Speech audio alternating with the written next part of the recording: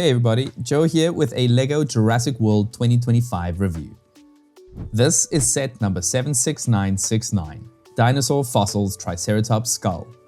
It's made up of 468 pieces and measures over 22 centimeters high, 17 centimeters wide, and 17 centimeters deep, and it is rated for ages 9 and up. This is the second set in the Dinosaur Fossils sub-theme, as it follows the awesome T-Rex skull from 2024. And what better dinosaur to follow up the king of the lizards than the Triceratops? I love the box design with that great product shot in front of a forest setting, and the subtle skeletal patterns over the grey bricks looks very good to me.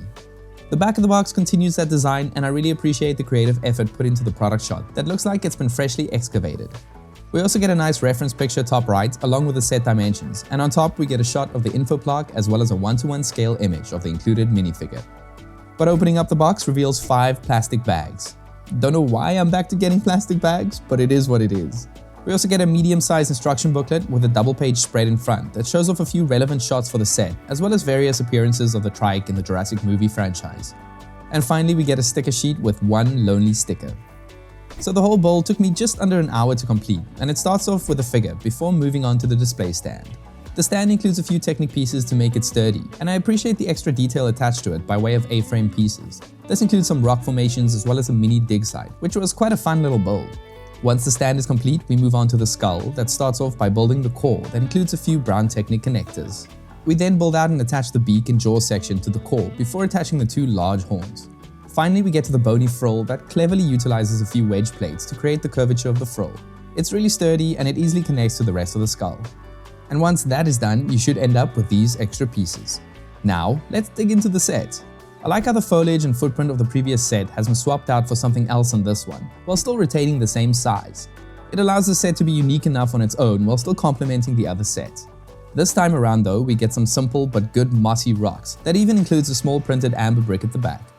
The main feature of the stand is this awesome excavation site of a minifigure scale Triceratops skeleton that also comes with a few clipped in place tools which rounds it off quite nicely. Another break from the previous set is the included minifigure that has their own spot on the stand.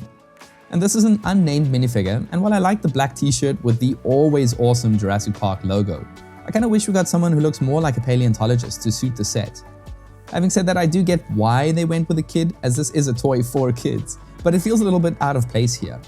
The minifigure also comes with a tan tooth piece, which totally reminds me of Dr. Alan Grant's Velociraptor claw from the original film.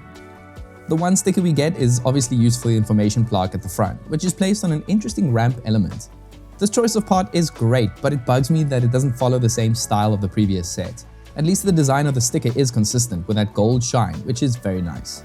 I must say that I prefer this type of stand way more than the T-Rex one, as it feels sturdier and it's really easy to place and remove the skull.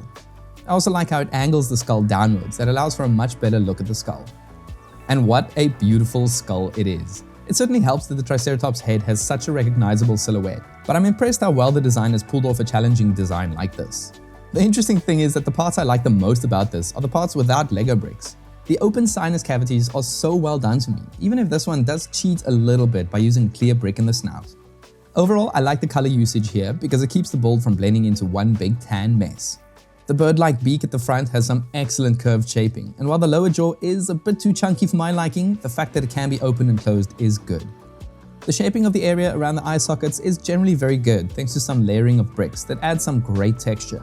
But while I like the round lacrimal bone around the eye socket, the orbital area is way too shallow, though I totally get the limitations and I'm happy with the overall shaping it creates.